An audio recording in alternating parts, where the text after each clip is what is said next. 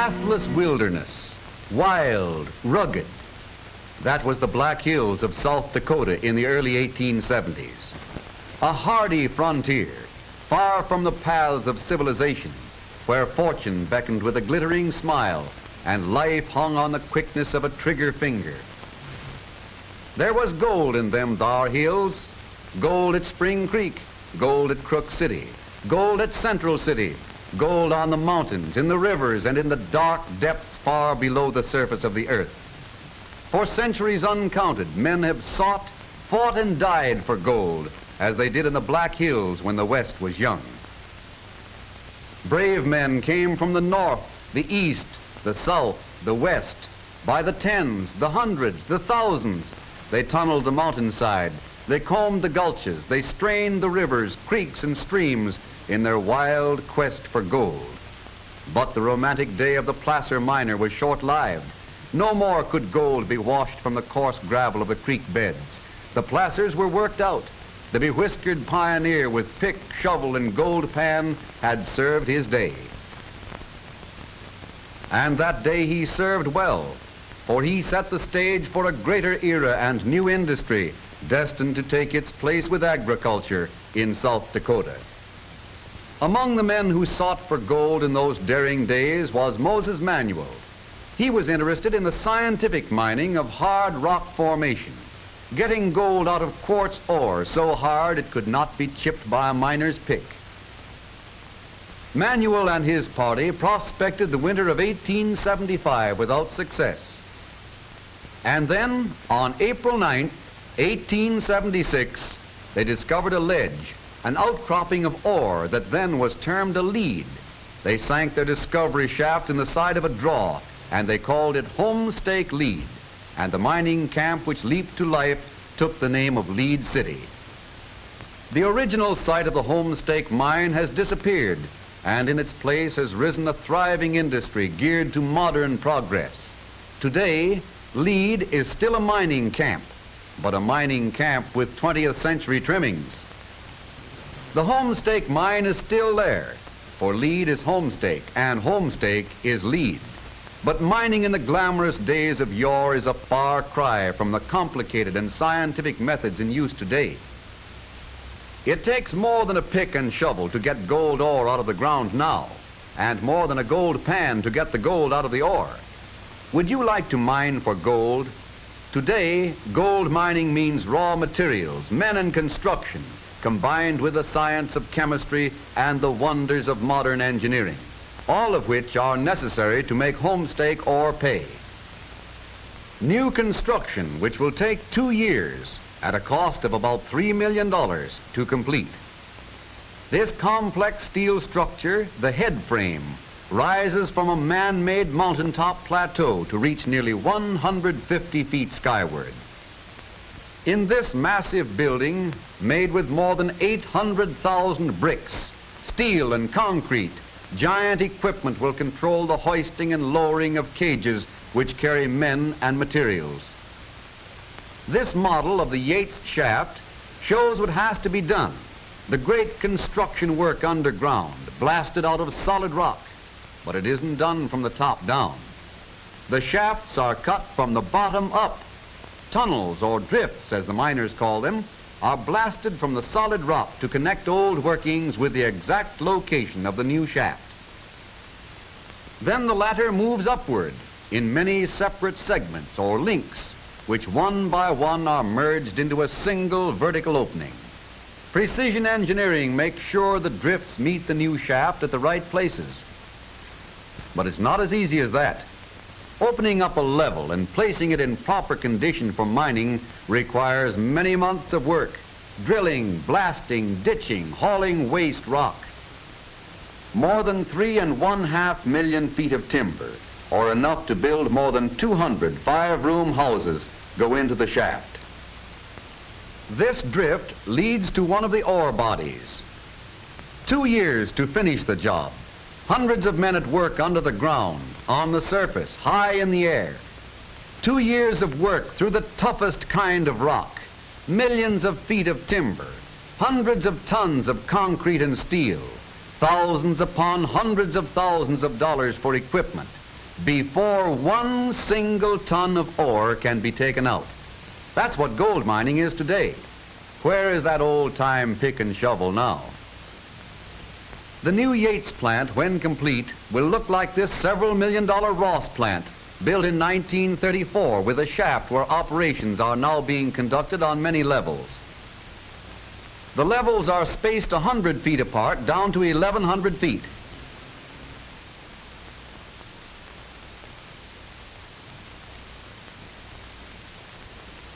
Then 150 feet apart to the bottom of the mine.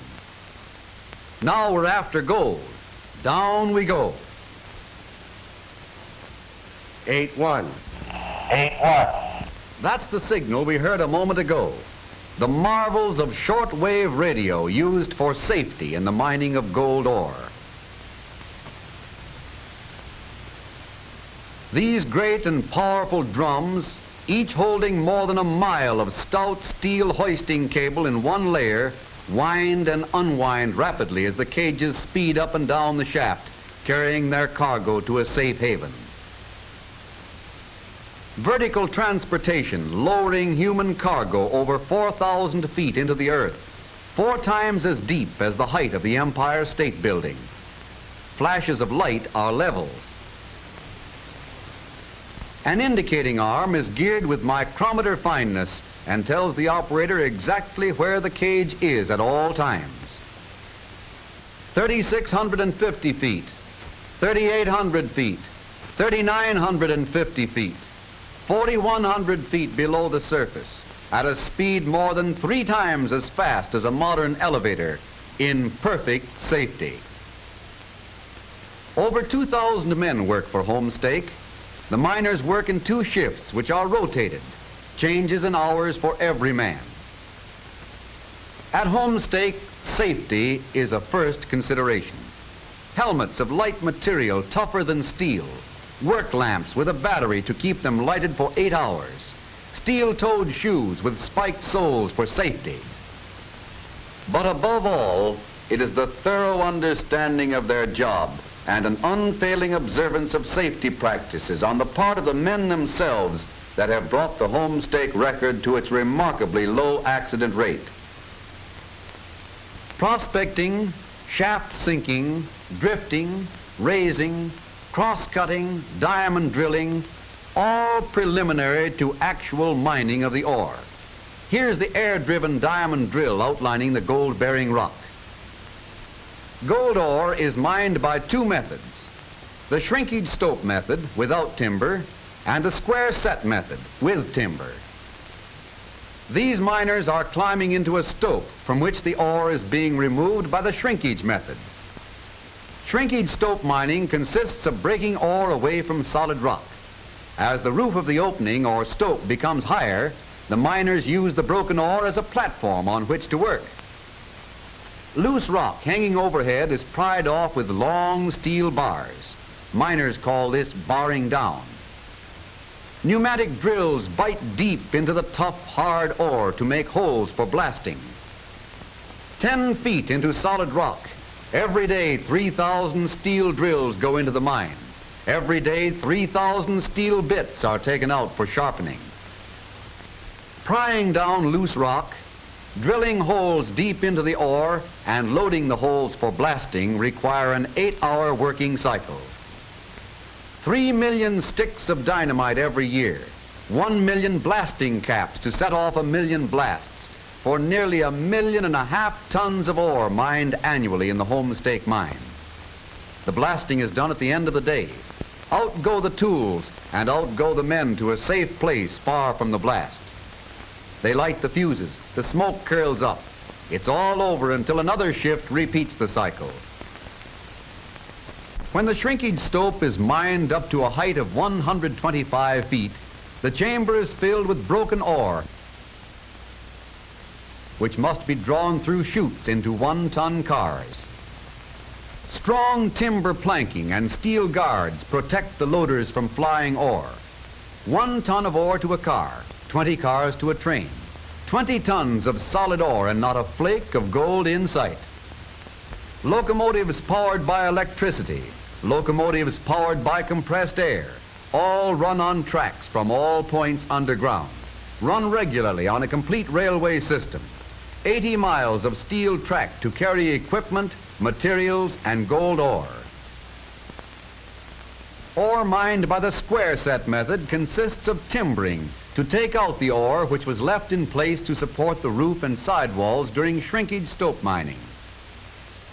These men are working under the pillar you saw in the picture a moment ago. The process is the same here as in the shrinkage stope method. Drill, blast, and remove the ore.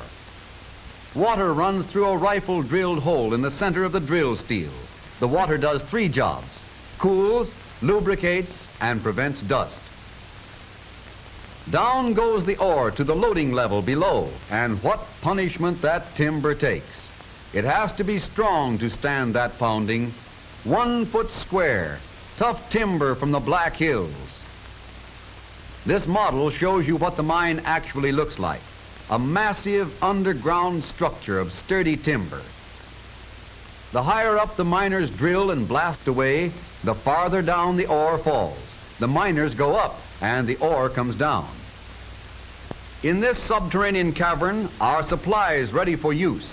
Timber for extending the square set structure. Tools, drills, and extra equipment. Standing by, on the job for the time it is needed. Air for power and air for help. Every minute of every day, 500,000 cubic feet of fresh air go into the mine, and 500,000 cubic feet come out. Clean, fresh air every minute of the day for every man underground. These men are working in a heading, a dead end away from the main drifts and crosscuts of the mine, but they get plenty of clean air through canvas or galvanized iron ventilating pipes. 4,000 feet underground, but still there is air for the miners and air for power. But why air for power? To drive 500 air drills, 38 air locomotives, small ventilating fans, and other equipment. Where does it all come from? Why, it comes from here. These great compressors running day and night furnish high-pressure air for many machines. Water for spraying to keep down the dust. Water from sand used in filling worked-out shrinkage stopes. Water from the earth. Water for the drills. 600 gallons of water pumped from the mine each minute, or enough for a city of 20,000 people. And it all has to go someplace. But where's the gold? Let's look for it. That's funny, there's none to be seen. It's there all right, but in minute quantities. 4/10 of an ounce to a ton of rock. The ore is hoisted at night. This skip is filled with 8 tons of ore, and there it goes. 25,000 pounds of ore and steel at 2,500 feet per minute. All of the new timber used in the mine is lowered through shafts. The old and broken timber is hoisted to the surface. More than 1,000 miners are lowered and hoisted through the shafts every day. This heated tunnel leads directly from the shaft to a modern change house. The miners pass from the shaft to this room without going outside. Here, modern facilities guard against sudden changes in temperature. Safety precautions on the surface as well as underground. Here's the gold ore again, and what a beating is in store for that rock. The ore is on its way now to the gyratory crusher, the first of a series of crushing machines. No one machine can do the job, so the Simon's crusher now breaks the rocks down to about 2-inch size, like this. It takes power and plenty of it. 2-inch pebbles from chunks of solid rock, but it's only the beginning. From the crusher to the stamp mill, 180 stamps, each with a falling weight of 1,550 pounds. 300,000 tons of water are used every 24 hours in the process to reduce the ore to a fineness sufficient for the removal of the gold.